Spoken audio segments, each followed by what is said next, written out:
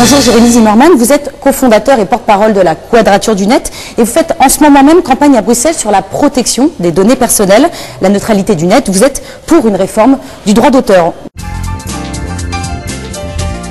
On décrit souvent Internet comme l'espace de liberté par excellence, mais est-ce que dans le fond on peut vraiment tout dire, tout faire, tout écrire ? La définition de la liberté d'expression dans la Charte des droits de l'homme et du citoyen de 1789 est: tout homme peut lire, écrire, parler librement, sauf à répondre de l'abus de cette liberté dans les cas définis par la loi. Il n'y a rien de nouveau sous le soleil, rien de nouveau sur Internet. Internet, ça permet universellement de mettre en œuvre cette liberté d'expression.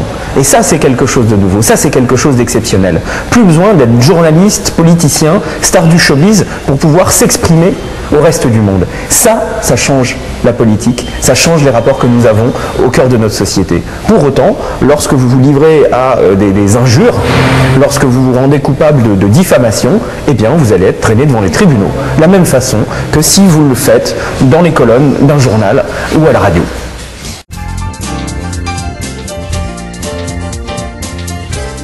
Alors, notre Premier ministre qui demande à son gouvernement d'abandonner les smartphones et toute tablette parce qu'elle ne serait pas assez sécurisée à son goût, face notamment à l'espionnage américain.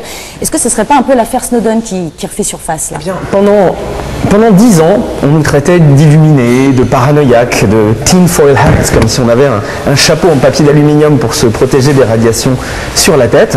Et le monde entier est en train de réaliser que nous avions raison.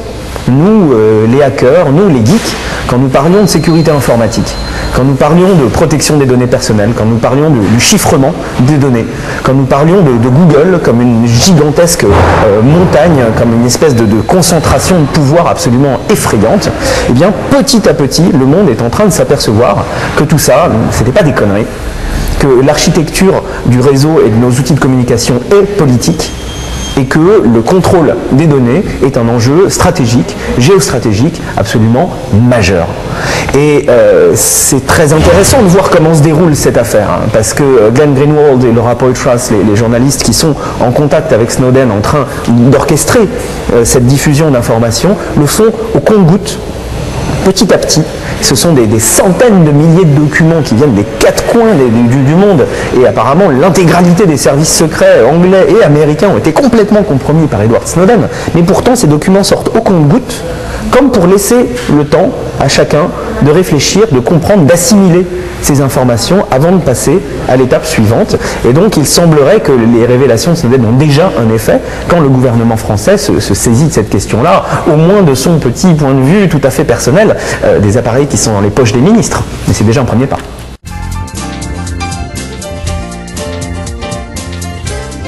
Internet, dit-on, est un média de flux. Mais c'est oublier que Internet est aussi et surtout un média de stock. Qu'est-ce que ça vous évoque ? Ça m'évoque que j'ai du mal quand on parle d'Internet comme d'un média, parce que média au sens de média traditionnel, c'était des appareils centralisés. C'est un groupe de médias avec à sa tête un patron de presse au travers desquels il faut un petit peu grenouiller pour finalement avoir le droit de s'exprimer. Internet, c'est avant tout un outil. Et c'est un outil de communication. Et c'est un outil de communication qui est basé sur les flux et sur les agrégats de données. Et que l'on considère l'un ou que l'on considère l'autre, dans tous les cas, l'architecture est politique. Et savoir si on va confier toutes ces données, toutes ces communications à un acteur tiers, qu'il soit situé en France, ailleurs en Europe ou aux États-Unis, ou que l'on va utiliser sa propre infrastructure, des services décentralisés, dont on connaît physiquement la localisation géographique, c'est le jour et la nuit. C'est la différence totale entre être sous contrôle de Google, Apple, Microsoft et Facebook, ou garder le contrôle de ces données, garder le contrôle de ces communications, et au bout du compte, garder la main sur sa souveraineté informationnelle. Maintenant, Jérémy, je vous propose de prendre quelques nouvelles du monde. Ahmed Tazir s'est déplacé virtuellement en Syrie. Voici ce qu'il nous rapporte de son voyage sur le net. On regarde ça tout de suite.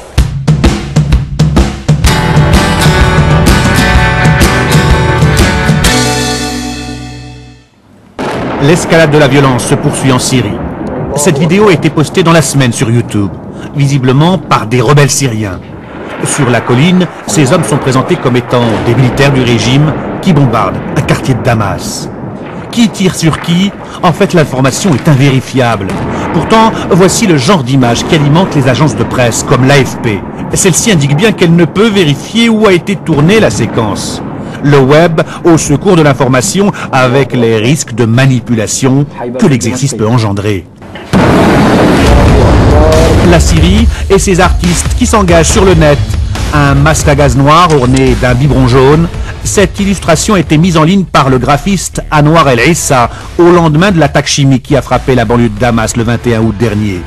Un drame qui a profondément marqué les artistes syriens qui racontent à travers leurs œuvres la guerre qui ravage actuellement leur pays. Dans des tableaux exposés sur Facebook, des peintres ont ainsi tenté de décrire l'horreur de cette attaque aux agents chimiques qui a fait des centaines de morts. On vient de le voir, Jérémy, en Syrie, au-delà du conflit armé traditionnel, sur le terrain, on trouve une sorte de second front qui serait celui de la toile, d'Internet. Est-ce qu'aujourd'hui, une guerre peut se jouer aussi sur et grâce à Internet? Une guerre, c'est avant tout des morts, des dégâts irréparables. C'est un sujet difficile. J'ai aucune expertise en stratégie militaire. Maintenant, une chose est sûre, c'est que depuis la guerre du Vietnam, une guerre, c'est aussi l'opinion publique. Et pour cela, Internet est évidemment clé pour influencer les opinions publiques, pour participer à la sphère publique en réseau, participer au débat démocratique. En revanche, de la même façon qu'Internet permet à chacun cette capacité d'expression, et il faut tempérer cela, parce qu'en Syrie, aujourd'hui, vu l'état des infrastructures, qui peut s'exprimer sur Internet? Qui a accès à Internet? C'est déjà une vraie question.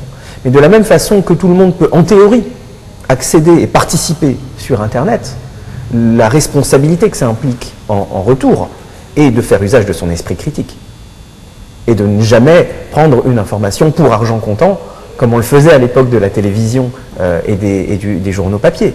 Mais encore plus que d'habitude, se poser la question de la légitimité, de l'authenticité, de l'intégrité d'une information, et essayer de croiser ses sources, comme le ferait un journaliste qui ferait correctement son travail.